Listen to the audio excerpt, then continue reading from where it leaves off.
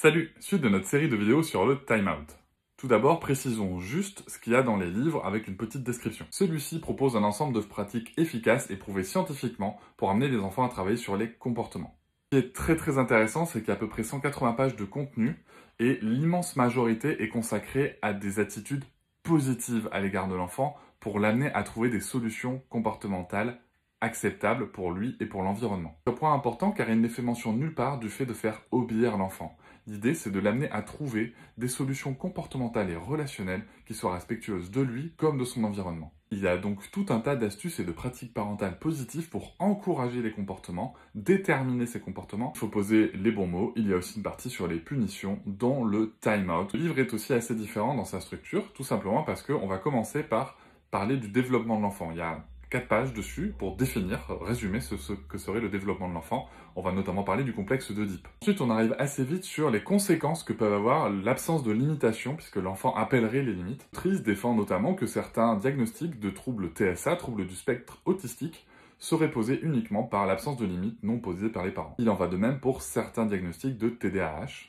Ensuite, elle va avoir une vision à charge sur l'éducation positive.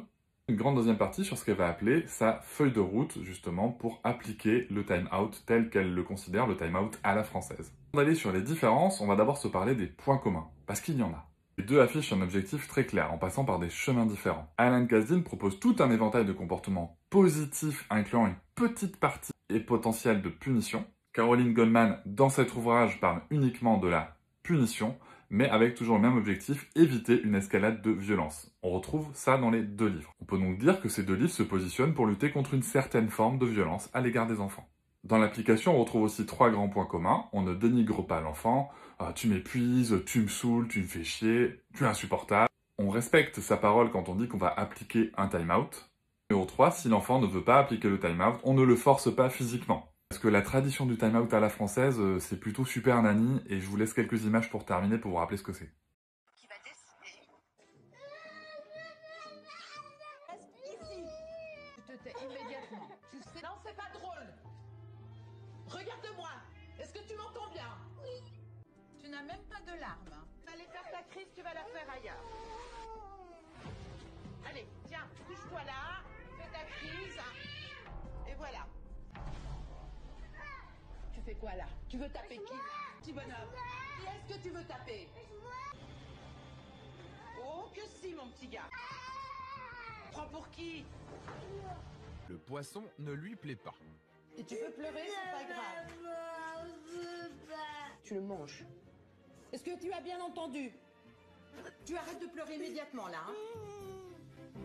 Devant le refus catégorique de Gabriel d'écouter sa maman, Super Nanny décide d'intervenir.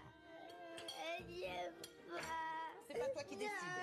Sylvie punit donc le petit garçon en l'emmenant dans sa chambre. Si. Alors maintenant tu fais ta crise. Moi, je vis dans une autre famille.